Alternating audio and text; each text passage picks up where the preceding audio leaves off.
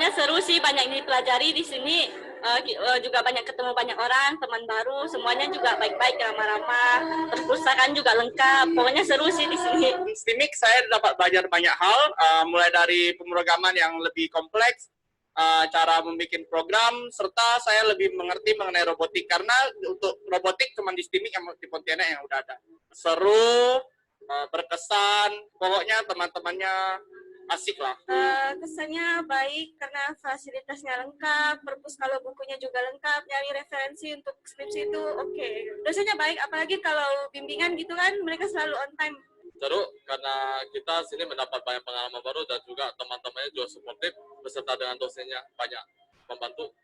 Tentu Pak David itu dosen TA saya, itu sangat membantu dari awal semester saya masuk sampai hingga semester akhir ini dalam menyusun skripsi. Dia sangat membimbing saya dalam menyusunnya. Teman-temannya asik, semua kita iseng bercanda, kalau bercanda kita sangat masuk, dan apabila kita sedang serius kita akan mendiskusikan mata kuliah dengan serius juga.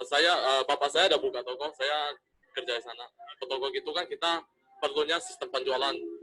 Dengan menggunakan sistem penjualan ini, kinerja toko itu dapat lebih efisien dan lebih mudah.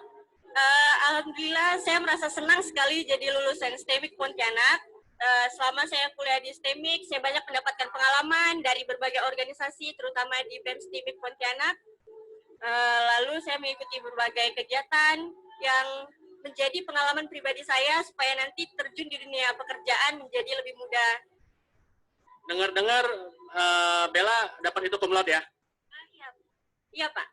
Alhamdulillah saya mendapatkan predikat cum laude dengan IPK 3,81. Oke, selamat Bella. Terus dengar-dengar katanya udah dicari-cari sama perusahaan? Iya, alhamdulillah setelah 1 minggu setelah saya sidang, itu kan udah dinyatakan lulus dan saya udah dapat panggilan kerja, jadi udah keterima di sekolah Islam Al-Azhar 10 Kalimantan Barat. Sebagai apa? Sebagai guru teknologi informasi dan komunikasi atau guru TIK. Ngajarnya jenjang sekolah dasar dan SMA.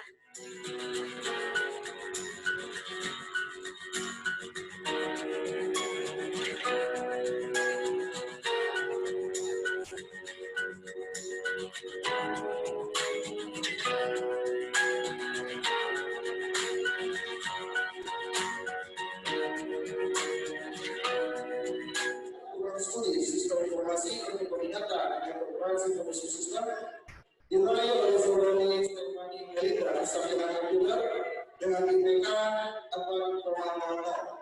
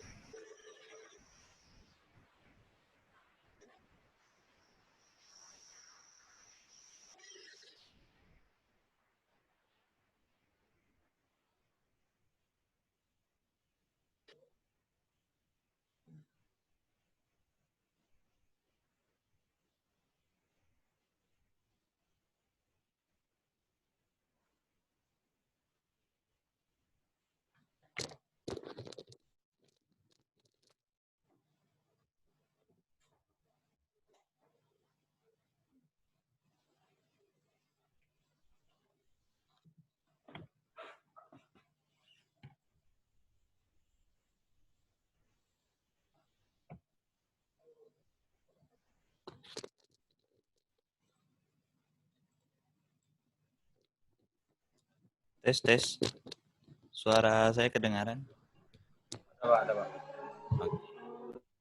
Halo Niko, Kedengaran. halo Kelly. Siapa Pak. lagi yang langganan kemarin nih? Saya masih ingat Kelly, Niko, siapa lagi? Alfi apa Alif ya kemarinnya? Kayaknya belum join ya.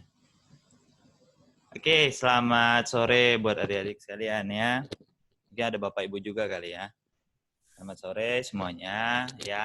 Terima kasih sudah bisa ikut kegiatan kita hari ini ya di virtual workshop Artificial Intelligence in Our Life. Wah, ini keren sekali nih.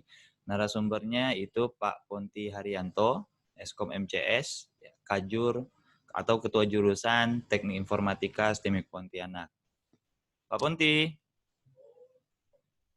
Halo. Oke, selamat siang. Pak Ponti.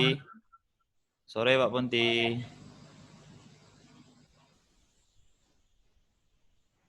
Oke, nah kedengaran suara saya Pak Handi? Oke, mantap kali Pak. Oke, mungkin boleh ya di grup chat adik-adik sekalian memperkenalkan diri lagi ya untuk record kami, nama, kemudian asal sekolah atau asal dari mana gitu ya.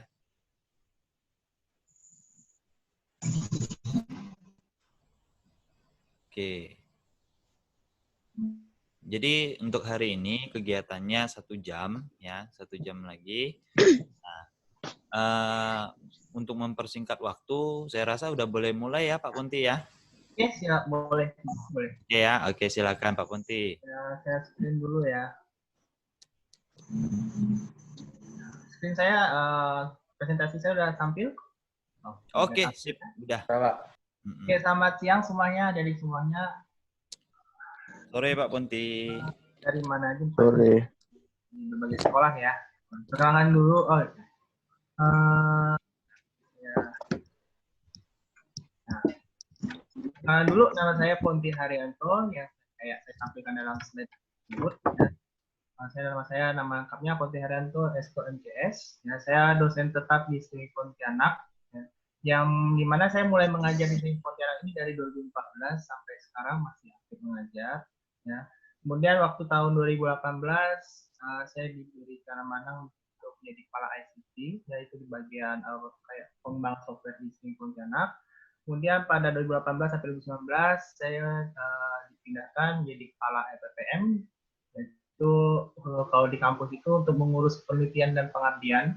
Jadi dosen itu bukan hanya sekedar mengajar ya, kalau kayak guru itu kan biasanya kan hanya sekedar mengajar saja. Tapi kalau dosen itu kita juga ada yang namanya penelitian dan pengabdian. Nah, kemudian dari tahun 2019, kemarin dari sekitar bulan Maret 2019 sampai sekarang, saya diberi amanah kembali menjadi kepala program studi teknik informatika STEMIK Pontianak.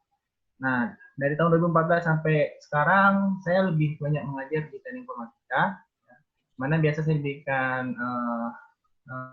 untuk mengajar, pun biasanya untuk mata kuliah kesan buatan dan yang lain-lainnya. Gitu. Di situ ada kontak saya, nanti mungkin kalau ingin bertanya-tanya, itu bisa saja bertanya di nomor handphone saya, atau lewat email, atau mungkin bisa follow IG saya, nanti kita bisa tanya-tanya di sana. Gitu. Oke ya. Nah, sore hari ini saya akan membahas 3 poin penting saja tentang artificial intelligence atau kesan buatan. Yang pertama itu adalah sejarah perkembangan AI. Dari pertama dikenalnya AI sampai pada sekarang ini. Kemudian di artificial intelligence itu ada beberapa cabang ilmu. Ya, beberapa cabang ilmu yang sangat terkenal yang biasa banyak dipelajari oleh para peneliti atau para dosen. Kemudian contoh artificial intelligence pada kehidupan sehari-hari yang mungkin kita mungkin sudah menggunakan suatu teknologi tapi tanpa kita sadari itu biasanya itu merupakan suatu artificial intelligence. Ya, gitu. Jadi ada beberapa contoh yang akan saya sampaikan yang mungkin baru kalian sadar, oh ternyata ini toh ternyata yang namanya artificial intelligence. Gitu. Ya. Oke. Nah, pengertian AI dulu ya. Apa itu artificial intelligence? Jadi AI itu merupakan suatu cabang ilmu di mana suatu yang berfokus pada pengembangan komputer yang dapat memiliki kemampuan dan berperilaku seperti halnya seorang manusia. Nah, ini pendapat ini dikemukakan oleh John McCarthy. Dia seorang peneliti. Dia bisa dibilang sebagai pencetus AI pertama kali. Ya, gitu. Jadi dia bisa dibilang sebagai bapaknya AI. Gitu. Nah, ini merupakan timeline ya, yang nggak semuanya saya masukin. Kalau saya masukin semuanya mungkin terlalu panjang. Ya. Jadi yang pertama itu ada seorang peneliti ya bernama Shannon dan Turing. Dia membuat satu program catur sederhana, ya, mana bisa dimainkan, ya. Jadi dia bisa melawan manusia, gitu. Kemudian Turing menulis sebuah paper penelitian, ya. Dia menuliskan di situ, ya, dia beranggapan bahwa jika mesin dapat sukses berperilaku seperti manusia, maka sistem itu atau mesin tersebut itu bisa dibilang cerdas seperti manusia. Manusia itu juga adalah cerdas. Nah, kemudian pada tahun 1956, tadi saya bilang John McCarthy sebagai pencetus AI, dia mulai mendeklarasikan bahwa ada cabang ilmu komputer yang bernama artificial intelligence pada sebuah konferensi tingkat internasional. Jadi dia mengadakan suatu kegiatan konferensi, dia mengundang para peneliti ya waktu itu pada kegiatan The Dartmouth Summer Research Project on Artificial Intelligence. Dia menguatkan pendapat dia tentang AI. Kemudian pada tahun sekitar 55-an sampai 60-an, ya, itu ada yang disebut dengan the logic theories, sebuah mesin sederhana, ya, program AI sederhana untuk memecahkan suatu permasalahan menggunakan pohon keputusan. Nah, jadi nanti kalau misalnya kalian masuk ke jurusan teknik informatika, itu ya, kita akan ada belajar yang namanya pohon keputusan di situ. Kemudian pada tahun 80-an itu perangkat-perangkat komputer udah semakin murah harganya, sehingga banyak sekali riset-riset tentang AI yang dilakukan di berbagai universitas. Kemudian pada tahun 2010 ya itu ada suatu perkembangan yang sangat pesat bagi di maskapai penerbangan, di mana suatu perangkat AI itu dimasukin ke dalam suatu pesawat Boeing. Ya. Jadi pesawat tersebut bisa autopilot, jadi pilotnya bisa sedikit santai gitu. Dan kalau misalnya kita lihat dalam suatu film-film ya, film-film itu kan biasa kan ada yang apalagi di penerbangan biasa kan ada autopilot, jadi pesawatnya pilotnya bisa ngobrol santai gitu. Nah, itu pokoknya. Nah, kemudian ada cabang ilmu artificial intelligence. Jadi AI itu merupakan induknya. Nah, di bawah induknya itu ada lagi cabang-cabang yang mempelajari khusus-khususnya. Nah, yang pertama yang bisa kalian baca juga dalam slide itu ada yang disebut dengan sistem pakar. Jadi kita membuat suatu sistem, suatu program itu berdasarkan kepintaran dari seorang pakar. Kalau pakar itu kan berarti kan dia diakui oleh seseorang. Misalnya seperti dokter, lalu hukum, pengacara, gitu. Dan banyak lagi seorang pakar yang lain. Misalnya kita ingin membuat suatu sistem pakar untuk mendiagnosa penyakit. Misalnya, penyakit apa saja, misalnya penyakit kulit. Nah, berarti kita harus mendapatkan pengetahuan tersebut itu dari seorang dokter. Atau kita ingin membuat suatu program, suatu aplikasi yang dapat membantu seorang polisi untuk menentukan masa hukuman bagi seorang kriminal. Berarti kalau pada saat kita membuat satu sistem pakar, berarti kita harus meminta pengetahuan-pengetahuan dari seorang pengacara atau dari seorang polisi untuk dapat menentukan berapa lama sih kalau misalnya tahanan ini atau kriminal ini nanti akan ditahan jika pelanggarannya apa saja. Kemudian ada yang disebut dengan computer vision. Nah, computer vision ini apalagi pada saat zaman sekarang ini banyak sekali digunakan. Ya. Jadi computer vision itu bisa untuk mempelajari bagaimana komputer dapat mengenali objek yang diamati. Biasanya kita menggunakan kamera atau pakai CCTV gitu ya. Nah, misalnya contohnya nih, contoh sederhana dari computer vision digabungkan dengan kamera CCTV. Lalu kita pasang di depan pintu masuk rumah atau depan gerbang. Nah, jadi nanti kalau misalnya ada orang yang datang, misalnya ke rumahnya siapa, kan kayak rumah saya, misalnya saya pakaikan kamera CCTV, nanti kamera kan menyorot ke orang, ya, orangnya berdiri di depan pintu. Nah, kalau misalnya setelah dia sorot, habis itu dia detect, ternyata yang disorot itu bukan orang rumah, maka nanti secara otomatis mungkin saja ada bel pintu yang berbunyi, nah, karena yang datang itu bukan orang rumah, misalnya, bukan penghuni rumah. Lalu misalnya ada teman saya datang, ternyata di dalam database-nya tersebut itu bukan penghuni rumahnya. Nah, berarti nanti secara otomatis mungkin bisa saja bel akan berbunyi untuk memberitahu orang di dalam rumah. Itu bisa diterapkan di komputer, bisa menggunakan ilmu computer vision. Kemudian ada yang disebut dengan natural language processing. Natural language processing ini dia mempelajari bagaimana supaya mesin atau sebuah komputer dapat mengenali apa yang diucapkan oleh manusia. Ya. Jadi untuk aplikasi yang sudah ada itu mungkin kayak kalau kalian sering browsing pakai Google. Ya. Kalau pada kotak kalian ingin memasukin kata kunci di Google, di kolomnya itu kan biasa sebelah kanan ada gambar speaker, ada gambar mic. Nah, kayak itu aja, kalian tinggal klik mic-nya, kalian tinggal ngomong apa saja. Misalnya kalian ingin mencari tentang artificial intelligence. Nah, nanti di dalam situ, nanti setelah kalian ucapkan artificial intelligence, ya, nanti secara otomatis Google akan mencari semua yang berkaitan dengan artificial intelligence. Nah, itu merupakan suatu pengembangan dari natural language processing. Kemudian cabang ilmu yang lain. Nah, cabang ilmu yang lain itu ada robotika. Robotika mempelajari bagaimana merancang robot yang dapat berguna bagi industri dan dapat membantu manusia. Gitu. Nah, contoh sederhananya mungkin dulu pada tahun 70-an, tahun 80-an, industri produsen mobil misalnya, pabrik-pabrik mobil.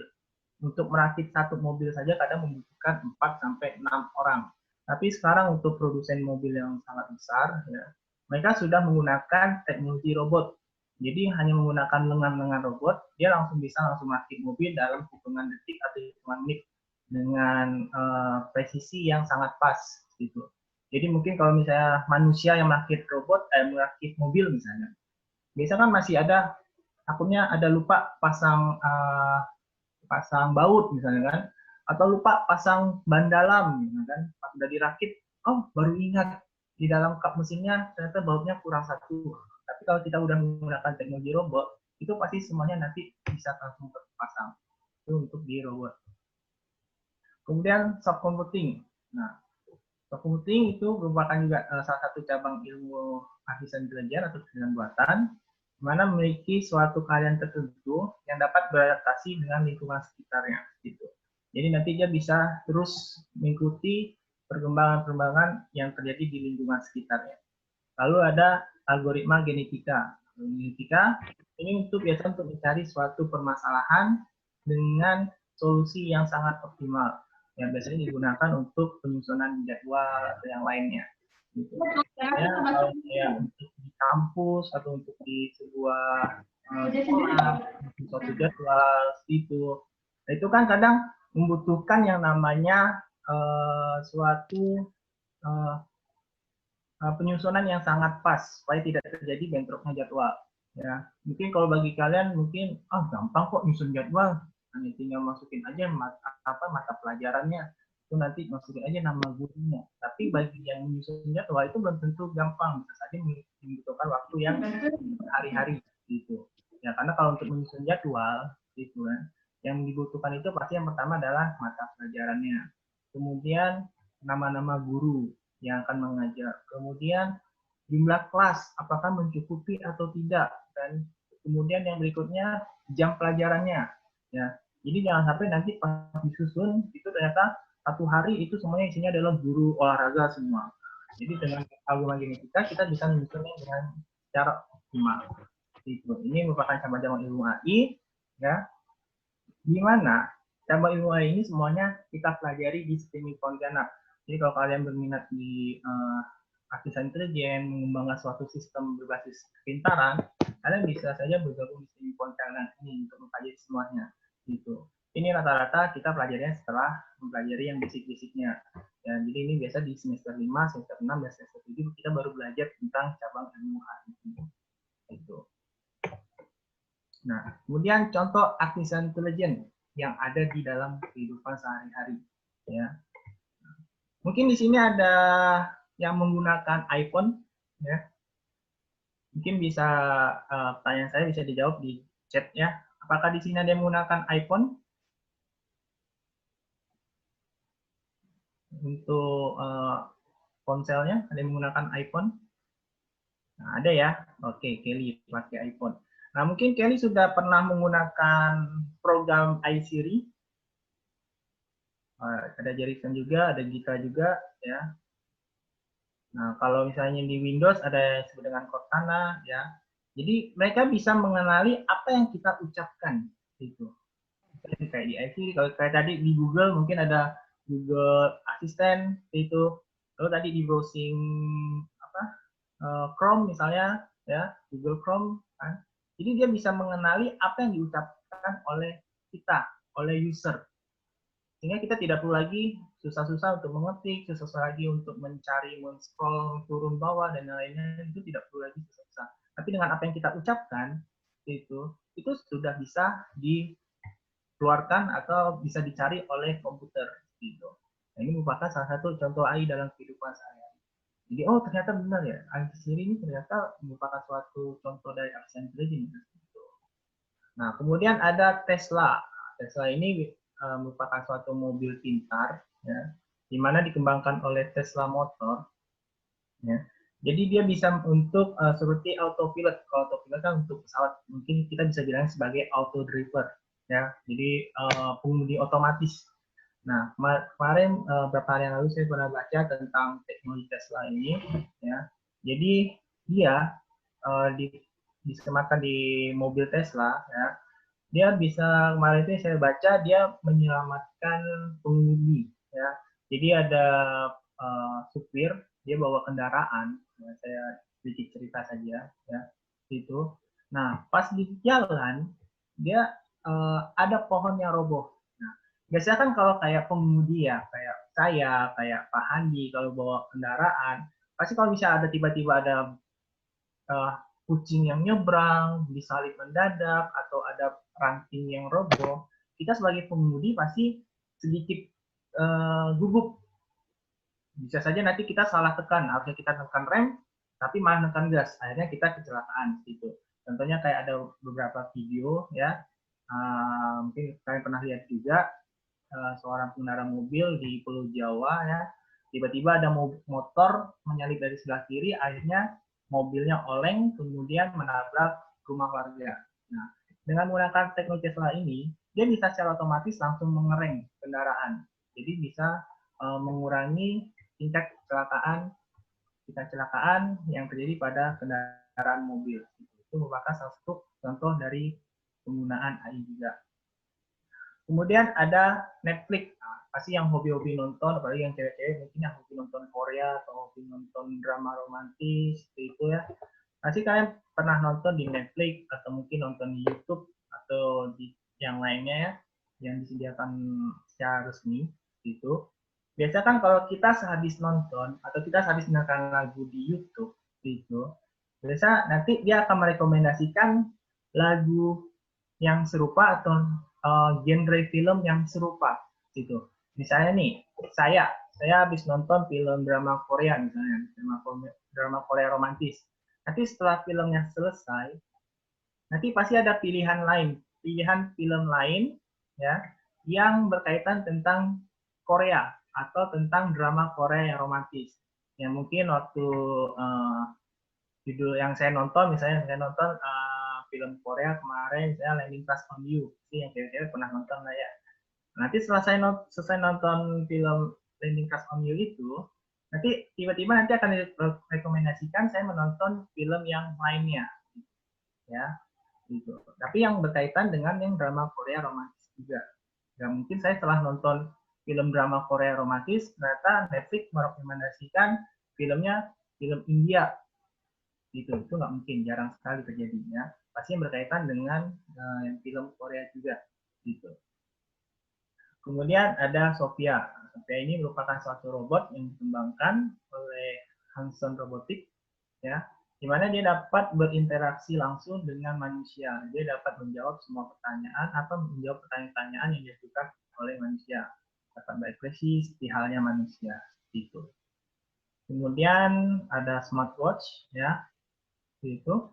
Ya, smartwatch itu biasa kan kalau di jam pintar itu yang kayak dari Apple ataupun dari Samsung dan yang lainnya itu kan bukan hanya menunjukkan jam, bukan hanya sekedar menunjukkan panggilan atau ada chat masuk, ada SMS masuk, tapi biasa ada juga untuk detak jantung juga.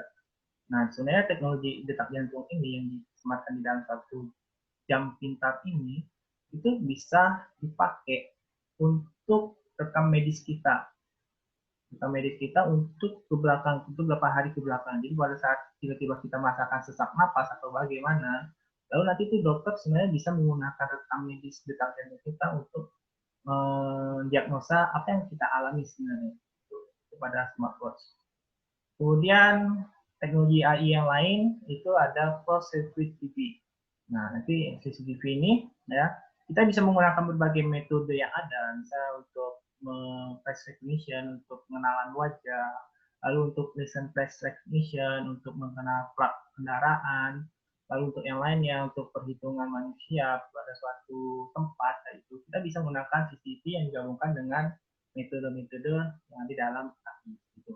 Nah, contohnya, misalnya ada yang dari Pontianak ya, kan ada beberapa yang dari Pontianak, tadi saya baca chatnya, ya. Mungkin kalau kalian perhatikan di beberapa lampu merah, lalu di bawah jembatan yang ada di depan Mega Mall, kalau kalian lihat, itu ada CCTV-nya. Mungkin ada beberapa orang yang memperhatikan, ya, memperhatikan di jalan. Nah, sebenarnya itu sudah terkoneksi ke Diskominfo Kota Pontianak, ya. Jadi mereka bisa memantau siapa saja kendaraan yang melanggar. Dan dia bisa melihat dari plat kendaraan gitu. Nah, itu mungkin Pak, kalau misalnya keadaannya hujan deras Pak, hujan deras, lalu panas, hujan deras, kan lama-lama lensanya kan bisa buram Pak. Nah, walaupun buram lensanya, tapi kita dengan menggunakan computer vision tadi ya, cabang ilmu AI yang sebelumnya itu computer vision, kita bisa mengetahui plat kendaraan yang telah melanggar gitu. Nah, itu merupakan salah satu pemanfaatan teknologi AI yang ada gitu. Jadi nanti jangan sekali kalian melanggar. Kalau kalian melanggar, pasti nanti suatu saat kalian akan mendapatkan yang namanya surat tilang online. Nah, kok bisa ya saya dikirim surat tilang online ya? Kan padahal waktu itu nggak ada polisi. Padahal ada CCTV yang kalian nggak sadari. Gitu. Jadi untuk kalian yang sudah SMA, yang udah bawa kendaraan sendiri, jadi jangan sampai melanggar. Nah, salah satu pemanfaatan CCTV yang lain, ya nanti akan saya tampilkan videonya. Nah, saya dapat videonya dari seminar online di hari Sabtu yang kemarin. Jadi salah satu manfaat CCTV sekarang ini, apalagi pada gejala pandemi Coronasti ini ya, itu bisa membantu pemerintah, bisa membantu Satpol PP, bisa membantu polisi untuk mengetahui wilayah mana saja yang tidak melaksanakan social distancing. Itu. Jadi nanti kameranya, misal kita pasang kamera di suatu pasar. Ternyata di pasar tersebut tidak menerapkan social distancing, berarti masih banyak yang berdempet-dempetan. Atau kameranya oleh pemerintah suatu daerah dipasang di suatu kafe. Jadi dia bisa mengetahui kafe mana saja yang tidak menerapkan social distancing. Jadi bisa untuk menegur kafe tersebut. Nanti ada videonya, saya akan tampilkan videonya, jadi kalian bisa lihat juga, oh ternyata kayak gini manfaatnya menggunakan AI. Kemudian berikutnya contoh yang lainnya, ya, ada aplikasi atau program bernama Polylab. Ini biasa bisa digunakan bagi anak-anak sekolah atau yang kuliah, ya, di bidang pendidikan. Jadi biasa kan kalau mahasiswa itu agak malas nyatat, dia, Pak, saya izin Pak, saya mau foto, boleh nggak apa yang ada di papan tulis? Biasa ada beberapa dosen yang boleh mengizinkan, ada juga yang disuruh nyatat saja supaya lebih dapat ditangkap. Nah, jadi program Polylab ini, kalau kita memfotokan suatu pembelajaran, apa namanya, materi pembelajaran, entah itu ada yang papan tulis, entah itu yang ada di dalam buku, seperti itu ya. Nah, nanti dia dapat mengidentifikasi kata kuncinya. Misalnya kayak saya sebagai mahasiswa atau sebagai siswa, saya lagi mendengarkan apa yang sedang disampaikan pada hari ini. Saya foto nih slide-nya nih. Misalnya contoh AI dalam kehidupan sehari-hari. Saya foto pakai aplikasi Polylab. Nah, kemudian kata kuncinya adalah AI atau Artificial Intelligence. Nah, nanti program Polylab ini dia akan mencari langsung semua materi pembelajaran yang berkaitan tentang Artificial Intelligence. Gitu. Jadi nanti akan keluar list-list tentang materi pembelajaran tentang Artificial Intelligence. Nah, ini merupakan beberapa contoh dari pemanfaatan AI yang ada di kehidupan sehari-hari. Sebenarnya masih banyak lagi contoh yang lainnya ya. Kayak misalnya mungkin di sekolahnya atau nanti pada saat kuliah itu di ruangan kampusnya itu ada AC. Kalau kalian perhatikan, kalau suatu ruangan nanti itu sudah dingin, sudah mencapai 16 derajat Celcius, nanti mesin AC itu bisa secara otomatis langsung mengecilkan hembusan anginnya. Jadi nanti suhu ruangan itu akan naik lagi, baru nanti secara otomatis AC itu nanti akan memperkuat lagi hembusan anginnya. Itu merupakan salah satu manfaat AI dalam kehidupan sehari-hari. Jadi suhu ruangan itu tetap di 16 derajat atau 18 atau di 20 derajat. Itu salah satu contoh pemanfaatan AI.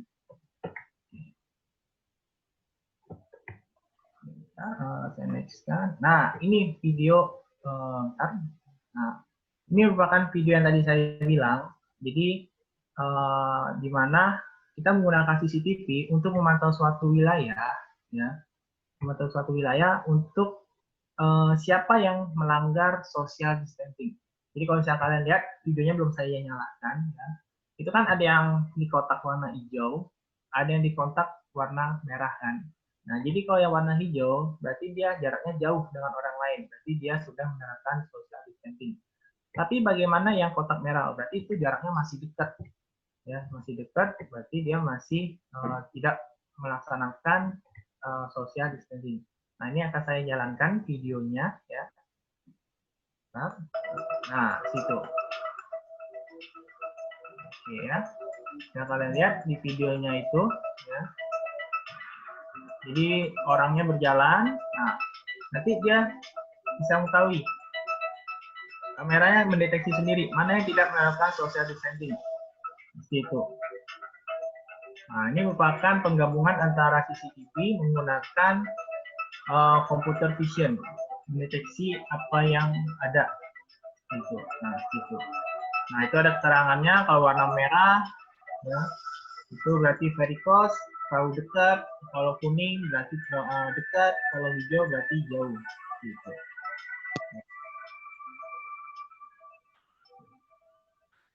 Oke, saya ulangin ya videonya ya. Ini.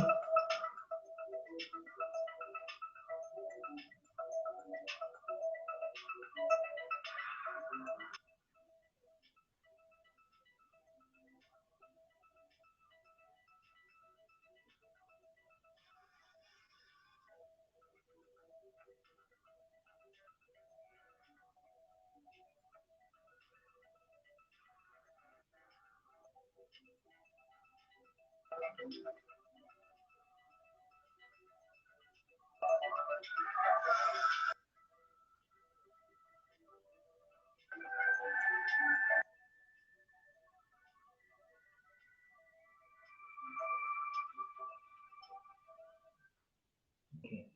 Jadi seperti itu manfaat dari AI jika kita gabungkan dengan CCTV ya.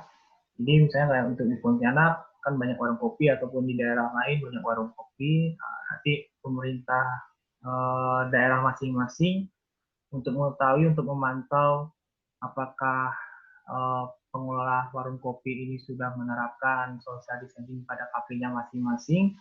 Nah, dia bisa masang kamera dan teknologi ini. Jadi dia bisa memantau 24 jam. Jadi nanti ternyata warung kopi tersebut atau suatu tempat pembelanjaan tersebut tidak menerapkan social distancing. Nanti langsung Satpol PP, polisi langsung datang, langsung ditertibkan. Gitu. Karena kan untuk mencegah penyebaran virus corona ini kan kita harus menjaga jarak, kita harus menjaga kesehatan juga. Ya, gitu. Atau bisa juga untuk mendeteksi suhu badan ya gitu dan yang lainnya. Nah, itu banyak sekali manfaat-manfaat dari perkembangan artificial intelligence dalam kehidupan sehari yang mungkin ya kalian sendiri belum paham maksudnya bukan belum paham tapi belum kalian sadari gitu. Ya. Sebelum masuk ke dalam sesi tanya jawab ya. Jadi itu yang bisa saya sampaikan tentang artificial intelligence ya. Itu. Nah, terus saya masuk tanya jawab, saya ingin tanya untuk kalian. Sebenarnya setelah kalian ikuti apa yang saya sampaikan ini ya tadi ya, kalian sadar nggak sih apa yang pernah kalian pakai dalam kehidupan sehari? Oh ternyata itu adalah artificial intelligence. Gitu. Nah, saya ada yang tahu dalam kehidupan sehari kalian yang ternyata kalian menggunakan AI. Ya, contohnya Pak. Pintu otomatis di mall. Jadi kalau misalnya ada yang lewat, pintu otomatisnya akan terbuka gitu. Atau misalnya di toko mas ya. Misalnya kalau misalnya ada orang yang belum bayar mas, pintunya akan otomatis terkunci. Kalau misalnya udah dibayar masnya, pintunya bisa dibuka. Nah, mungkin ada contoh lain dari kalian yang bisa kalian kasih tahu ke saya, itu nanti akan kita jawab sama-sama apakah itu masuk AI atau bukan. Ya, saya tunggu mungkin sekitar 5 menit ya. Mungkin ada yang mau kasih contoh yang lain tentang perkembangan AI ya. Gitu. Mungkin tadi kayak Deski, Heri Setio ya, ada yang dari Pontianak, ada yang dari Sungai Betung ya. Tadi ada yang bilang di MacBook Pak, ada di MacBook teknologi AI. Itu ada Windows Cortana Pak. Ya. Oke. Mungkin ada contoh yang lainnya dari kalian ya, yang ternyata kalian telah menggunakan teknologi AI tapi kalian baru sadar sekarang loh. Oh ternyata yang saya gunakan itu adalah teknologi AI. Ya. Ada bisa memberi contoh yang lain? Google Assistant. Ya itu merupakan salah satu manfaat salah satu perkembangan dari teknologi AI. GPS. Nah, GPS ya, oke. GPS juga sebenarnya bisa masukkan teknologi AI, dia bisa mencari rute terdekat juga bisa untuk mencari rute tercepat gitu ya. Tergantung metode yang digunakan ya. Biasakan kalau di GPS, misalnya dari kantor, dari kampus mau ke rumah, itu kan bisa saja melalui banyak jalan. Tapi GPS dia akan mencari rute terdekat atau rute tercepat untuk mencapai rumah saya. Jadi terdekat dengan tercepat itu belum tentu sama ya. Terdekat itu berarti hitungannya adalah jarak. Tapi kalau tercepat adalah jaraknya, hitungannya adalah waktu seperti itu. Ya seperti itu ya. Oke, contoh yang lain.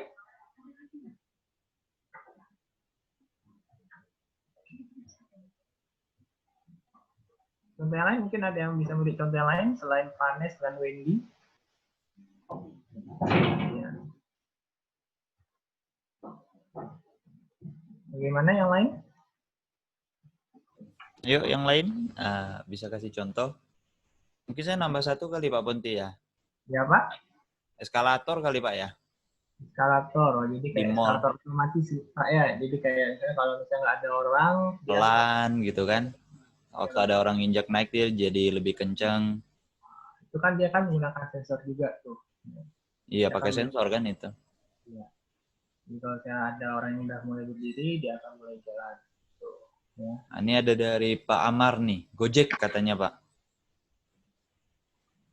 Ya. Gojek. Lift. Nah, Lift. kalau lift itu sebenarnya belum termasuk sih, karena kan itu kita masih memberikan satu inputan gitu, ya. Ada lift, ada drone, ada robot lengan kuka. Robot Ya. lengan kuka apaan ya? Drone, nah biasanya kita menggunakan drone itu di kamera ya, jadi dia bisa, misalnya kita jalankan drone itu di kepadatan penduduk misalnya kan, jadi dia bisa mendeteksi mana yang warga biasa, mana yang polisi, gitu. Robot penyedot debu, Pak. Iya. Robot penyedot debu. Ya, intinya kalau udah berkaitan dengan robot ya pasti biasanya berkaitan dengan AI. Oke, ya. Nah, jadi kalau kalian ingin memperdalam, ingin mengetahui AI lebih lanjut ya seperti itu, ya, mungkin kalian bisa misalnya berkuliah di TI Pontianak. Nanti kita akan belajar sama-sama tentang artificial intelligence dari semester 4, semester 5, semester 6 dan seterusnya seperti itu ya. Jadi sebenarnya kalau untuk AI sendiri itu sebenarnya kedepannya itu prospeknya itu masih sangat luas sekali gitu ya. Karena masih bisa dimanfaatkan di bidang ekonomi, bisa dimanfaatkan di bidang pendidikan, bisa dimanfaatkan di bidang pertanian, kesehatan dan lainnya gitu. Kayak tadi contoh di bidang kesehatan, kita bisa membuat suatu mesin, suatu program untuk mendeteksi penyakit jika dilakukan penginputan gejala-gejala yang ada. Ya. Kemudian kalau misalnya di bidang tadi kesehatan juga sama tadi untuk yang social distancing juga. Lalu kayak pendidikan tadi contohnya adalah Polylab. Ya, dia bisa langsung mencari semua materi-materi pembelajaran untuk kalian belajar untuk di bidang pendidikan. Kemudian di bidang otomotif tadi contohnya adalah untuk yang digunakan pada Tesla, mobil Tesla. Itu kan di bidang otomotif. Ya. Kemudian penerbangan tadi digunakan pada pesawat Boeing 99 itu 999 ya untuk autopilotnya. Sebenarnya banyak sekali, masih bisa kalian eksplor untuk perusahaan buatan ini, untuk artificial intelligence ini. Ya. Jadi kalau kalian emang berminat belajar tentang artificial intelligence, kalian mungkin bisa bergabung di Pontianak, kalian tidak perlu mungkin kuliah jauh-jauh karena kita di Pontianak juga sudah belajar tentang artificial intelligence ini. Nah, kalau kalian ingin belajar tentang AI ya kalian mungkin bisa gabung ambil jurusannya adalah teknik informatika gitu. Nah, nanti kalau teknik informatika berarti nanti ketemu dengan saya lagi dari awal semester sampai kalian keluar gitu. Ya, oke, ada yang mau bertanya mungkin?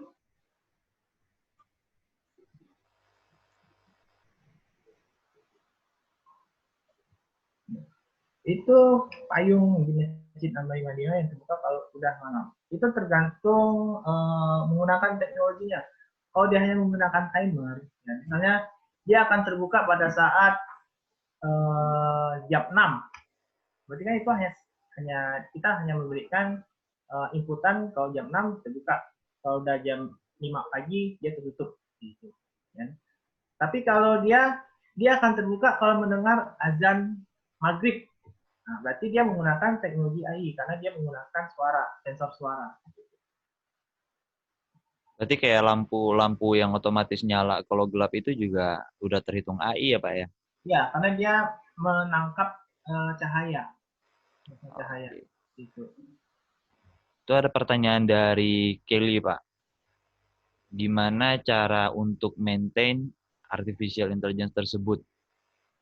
Misalnya nih, dia bilang biasanya kalau AI itu ada beberapa masalah, seperti program yang bermasalah atau error.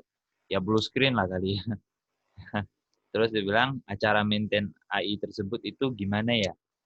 Ya, sama kayak maintenance aplikasi-aplikasi atau program yang lainnya, ya berarti kita harus mengeceknya apa yang salah itu ya. Atau mungkin ada suatu database atau suatu pengetahuan yang kurang, ya berarti kita ganti atau mungkin ada suatu database yang salah ditangkap, salah disimpan, ya berarti kita keluarkan saja. Gitu. Tapi kayaknya lebih cenderung ke perangkat ya Pak Ponti ya? Ke hardware-nya ya? Kalau misalnya ini maintenance-nya ini ke perangkatnya atau ke software-nya? Mungkin biar bisa lebih jelas pertanyaannya. Iya, maksud Kelly ke software-nya apa ke hardware-nya? Kalau ke hardware-nya berarti kita harus ganti hardware-nya. Misalnya kalau kayak lengan robot, misalnya kan nggak, kalau misalnya kita buat dari besi kan bisa saja dia berkarat, ya berarti mau nggak mau kita tetap harus maintenance-nya mungkin tiap berapa tahun sekali. Gitu. Oh, hardware-nya katanya. Hardware-nya misalnya Ya, Pak kalau robot hardware ya kan, mesti ganti lah. kayak misalnya robot suatu pabrik misalnya sudah 10 tahun ternyata mulai berkarat, ya berarti kita harus ganti komponennya. Iya, nggak mungkin di coding terus karatnya hilang ya Pak ya? Nggak mungkin kita semprot pakai oli lalu hilang, kan nggak mungkin. Oke.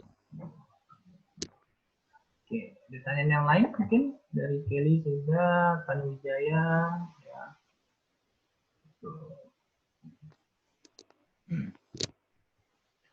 Ada pertanyaan yang lain mungkin? Waktunya masih banyak ya Pak ya? Masih ada 22 menit. Sebenarnya tadi kalau misalnya di cabang ilmu AI, ya, sebenarnya masih banyak lagi cabang yang lain. Kalau yang saya sampaikan ini kan cuma ada 6. Sebenarnya masih ada seperti kayak sistem keputusan, sistem pendukung keputusan, dia bisa membantu untuk memecahkan suatu masalah-masalah yang terjadi, mungkin masalah di perusahaan dan itu. Contohnya untuk merekrut karyawan. Kita kan kalau bisa seseorang merekrut karyawan, kalau misalnya tiba-tiba, ini kan kenalan saya, waduh saya nggak enak, udah saya terimalah kayak gitu kan, biasanya kan gitu tuh, ada perasaan nggak enak. Nah, tapi kalau kita menggunakan perangkat software yang untuk mengambil satu keputusan, ya perasaan itu udah nggak ada, karena itu memang udah dari variabel-variabel dan parameter yang kita gunakan untuk merekrut satu karyawan. Itu bisa digunakan juga menggunakan ilmu intelligence. Kita masukin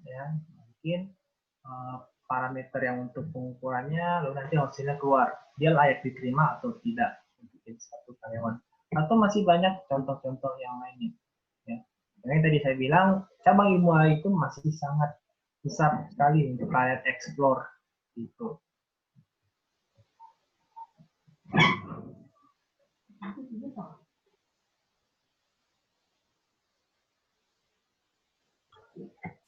Gitu. Ada lagi tanya yang lain, Stephen?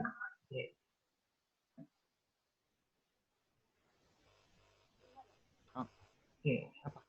Pak, saya mau tanya, apakah ada persamaan antara AI dengan basis data? Udah pulang kan? Karena dari yang saya lihat tadi nanti Bapak jadi saya basis data. Oke, sebenarnya kalau yang kita bisa berarti kan dia memfilter atau melihat dari data-data yang ada kan. Tapi kalau misalnya AI, biasa kita menggunakan nilai probabilitas, seberapa mirip nilai-nilai tersebut. Ya, jadi ada perbedaan antara basis data dengan artificial intelligence. Jadi kita bermainnya sebenarnya kalau di AI itu lebih kepada nilai persentase atau probabilitas gitu. Bagaimana jika AI mengambil alih semua tenaga kerja manusia sehingga manusia susah untuk mendapatkan pekerjaan? Ya kembali lagi ya, bisa saja manusia malah yang menggunakan teknologi AI tersebut. Jadi manusia yang punya AI, ya dia mendapatkan keuntungan. Gitu. Ya. Saya kayak robot, saya punya robot, kan komponen robot itu kan nggak mungkin murah ya, bisa saja mahal jutaan atau mungkin puluhan juta, gitu kan. Ya suatu perusahaan juga nggak mungkin semuanya digantikan dengan robot, nah, karena ya pasti untuk membeli komponen robot untuk mempekerjakan teknologi, itu membuat teknologi itu kan pasti membutuhkan biaya. Jadi bisa saja masih membutuhkan suatu manusia juga. ya. Ada lagi pertanyaan yang lain?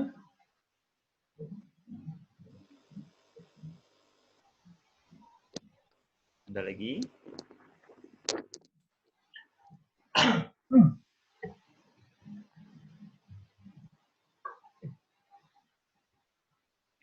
Ini sambil tunggu pertanyaan yang lain ya.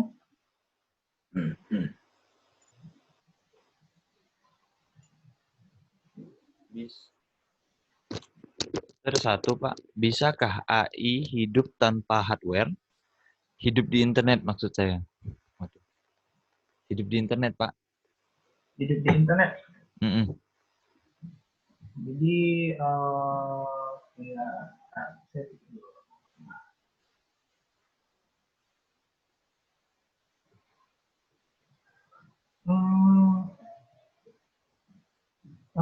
Bisa aja di internet.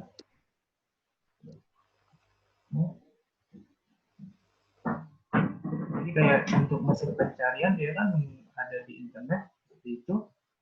Ya. Bisa. Ya. Jadi dia berkembang sendiri di internet. Tanpa harus menggunakan hardware. Ya. Dijawab oleh Pak David, ya, jawabannya bisa. Ya pasti yang berkaitan dengan software yang tanpa menggunakan hardware itu pasti bisa. Jadi ya, kalian jangan berpikir kalau misalnya artificial intelligence itu berkaitan dengan hardware, berkaitan dengan robot, ya. Gitu. Ya. Jadi, ya ini salah satu mindset mahasiswa juga ya yang saya temui beberapa tahun ini ya. Mereka takut memilih jurusan artificial intelligence karena mereka yang pertama pikirannya adalah artificial intelligence mereka harus bikin robot, berarti harus menggunakan hardware. Ya itu tidak juga, karena artificial intelligence juga bisa membuat satu software. Gitu. Itu yang ingin saya ubah mindset pikiran para mahasiswa. Jadi supaya mahasiswa itu lebih tertarik lagi kepada artificial intelligence. Gitu.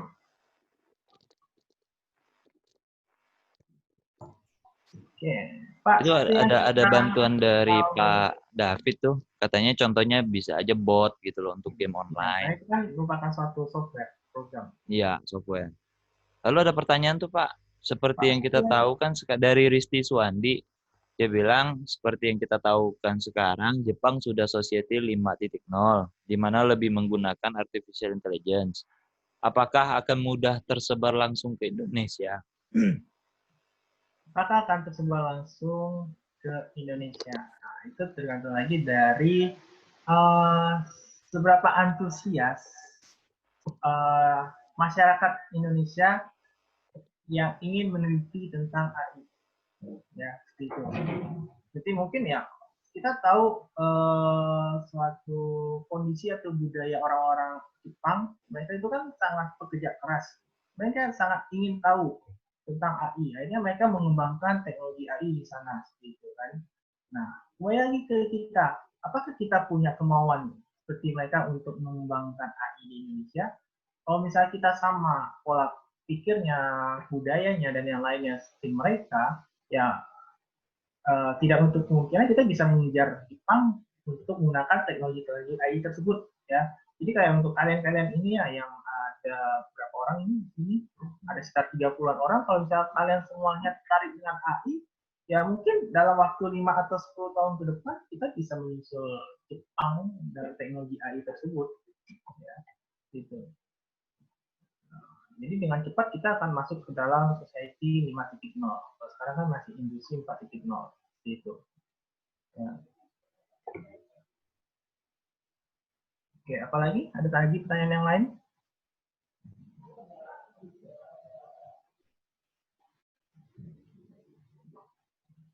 Ya.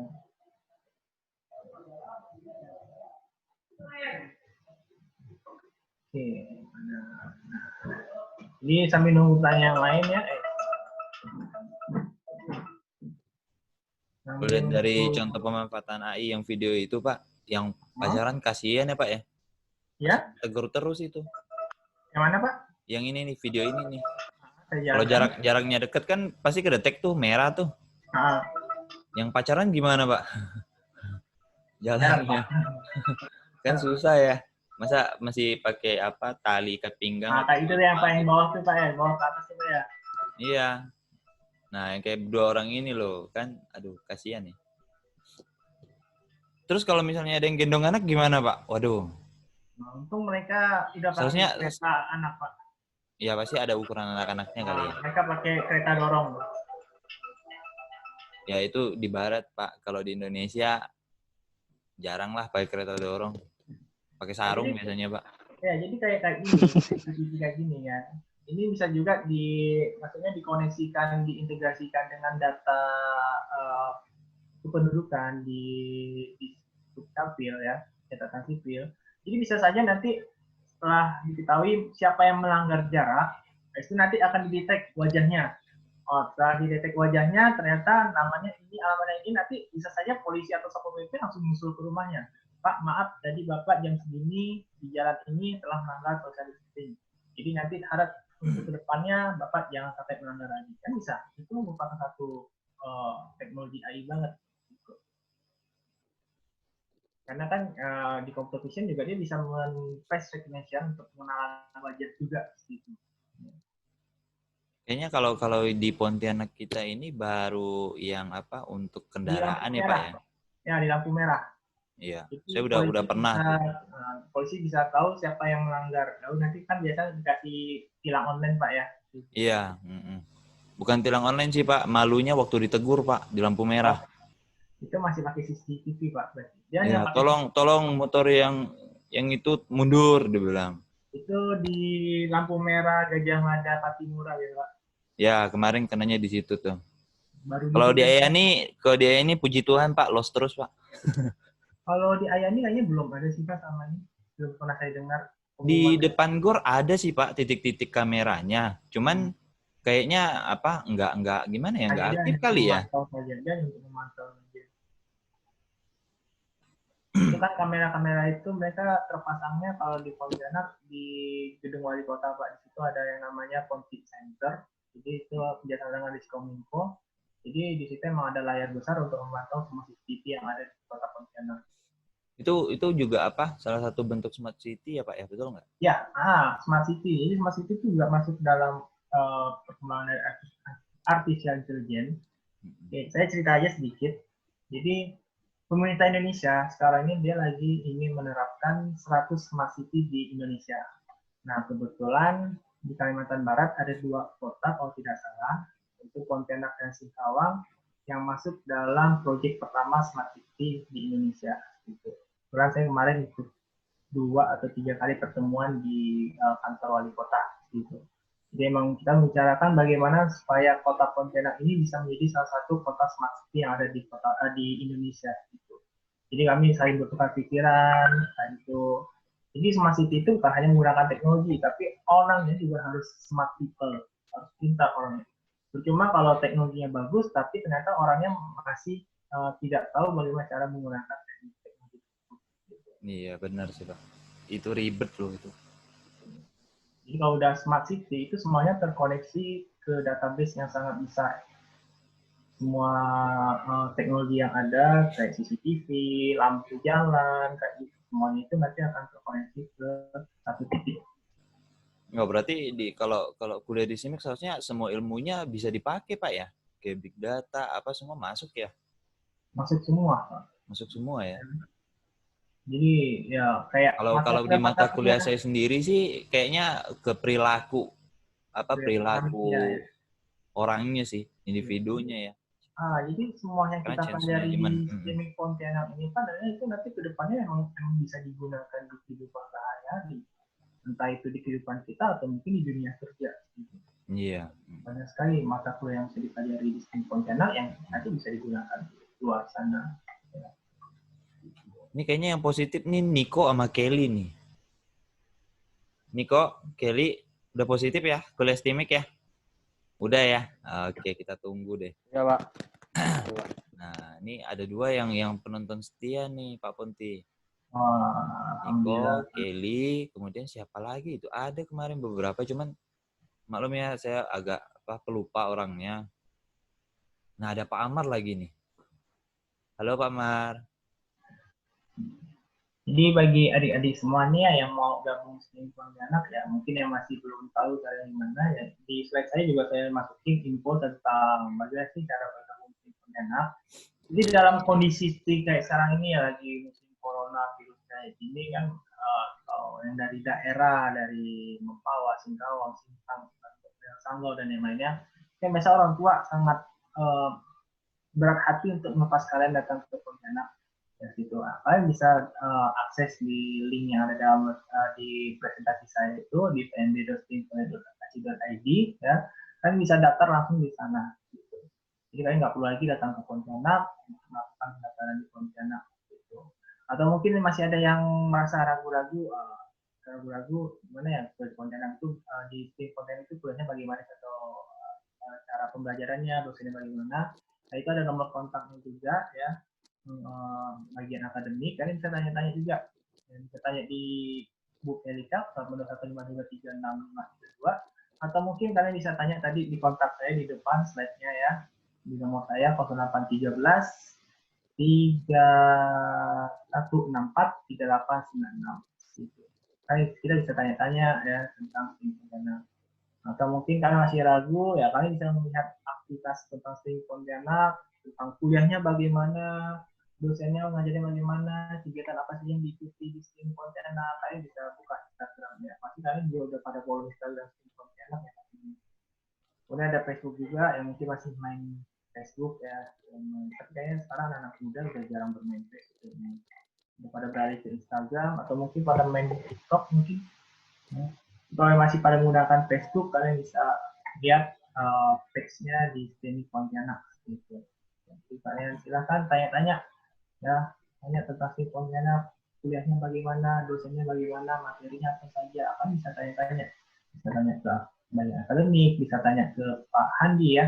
Mungkin kalian bisa kontak Pak Handi atau mungkin kalian bisa tanya ke saya, tadi di depan sudah saya tampilkan nomor saya gitu. Oh ya, adik-adik jangan lupa untuk isi form kuesioner ya untuk dapat sertifikat. Jadi dan di dalam situ di grup chat ini juga udah di-share materinya, jadi kalian bisa download juga. Nah, bagi yang bermasalah jaringannya tadi, misalnya nih ada yang disconnect, ada yang putus-putus suaranya ya. Nanti kalian bisa nonton kembali di YouTube, oke? Ya, paling dalam 2-3 hari ini akan saya posting ke YouTube. Nanti akan kita share lagi ke kalian ya. Ade Gita Soraya, kayaknya kenal. Oh iya, kayaknya kenal lah. Betul. Gita. Kok ketawa loh? Gita di mana? Oke Pak, oke. Ya, jadi jangan lupa isi itu ya, kuesionernya ya. Oke. Nanti materinya kemarin saya udah kirim. Tapi nanti saya coba kirim lagi ke Pak Andi ya materinya. Ya. Nah, di dalam itu juga ada flyer untuk kegiatan yang berikutnya. Jadi hari Sabtu nanti ya jam 9 pagi kita ada lagi virtual workshop. Itu topiknya e-commerce business transformation in post COVID-19. Narasumbernya Ibu Idewa Ayu Eka Yuliani. Panjang ya namanya ya. Nah, diharapkan Derek bisa ikut lagi ya. Karena ini terkait dengan apa sih kondisi sekarang gitu loh. Ya. Ada yang mau nanya lagi? Dengan kondisi yang kayak sekarang juga, dengan kalian ikuti seminar-seminar seperti kayak gini ya, kalian juga bisa dapat ilmu kan. Gitu. Sebenarnya banyak sekali seminar-seminar yang ya dengan yang lainnya ya, kalian janganlah sampai dengan kondisi virus kayak gini, akhirnya kalian hanya diam-diam saja di rumah, kalian nggak dapat teman sama sekali, kan sangat sayang sekali. Gitu. Ya, intinya jangan join kaum rebahan ya. Iya, Bisa sampai jebol loh tempat tidur. pagi Jangan ya. ketemu pagi di atas kasur terus. Iyalah. Tapi kalau ada yang Mobile Legend atau PUBG boleh mabar ya. Pagi ketemu pagi, kasur di bawah, handphone di atas. Ya. Oke. Pagi. Tapi kalau adik kita suka TikTok tuh. TikTok kan dia tuh. Oke, ada yang mau nanya lagi? Kalau sekiranya nggak ada yang mau nanya, selamat sore. Yang belum pernah mengirimkan e-sertifikat bisa mengirim ke? Oke, jadi dari Kasubag Akademik ya, bagi yang udah daftar, terus belum mengirimkan e-sertifikat, bisa kirim ke nomor yang 082157609685 untuk proses daftar ulang di STIMIK Pontianak. Ya. Ya kalau misalnya nanti kalian daftar nih, kalian lampirkan juga e-sertifikat yang kalian dapat dari virtual workshop ini.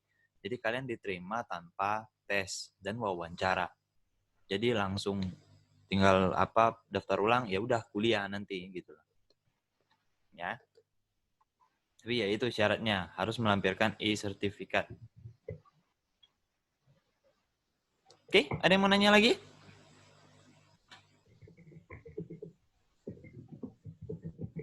Yang lagi mau bertanya?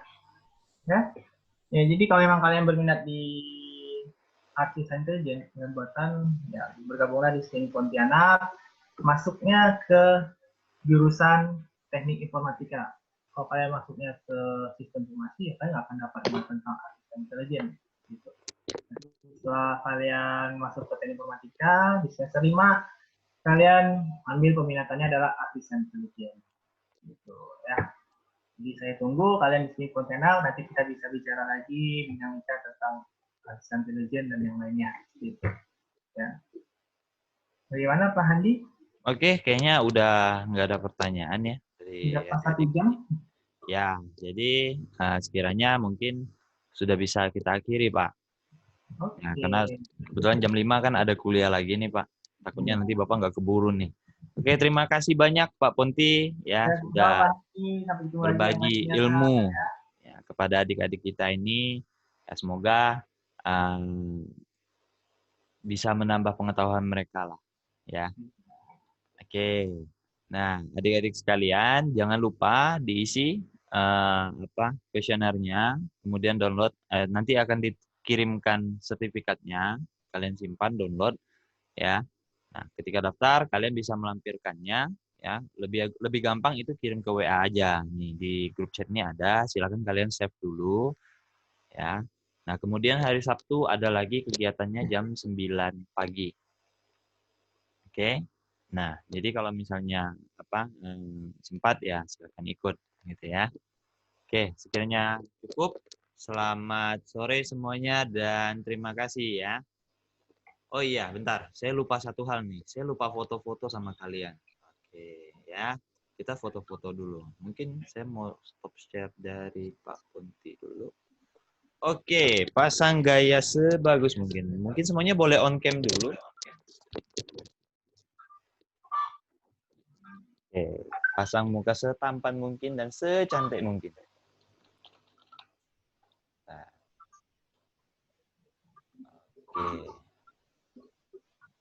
Oke, siap. 1, 2, 3. Oke.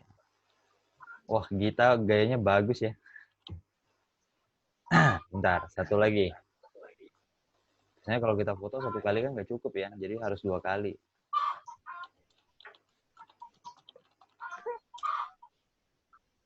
Oke.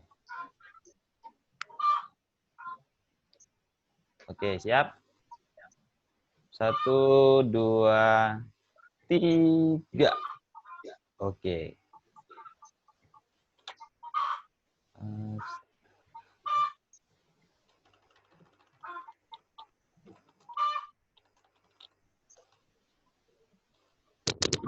Oke, semuanya sudah difoto adil dan merata ya. Oke, kalau gitu sampai ketemu lagi hari Sabtu ya.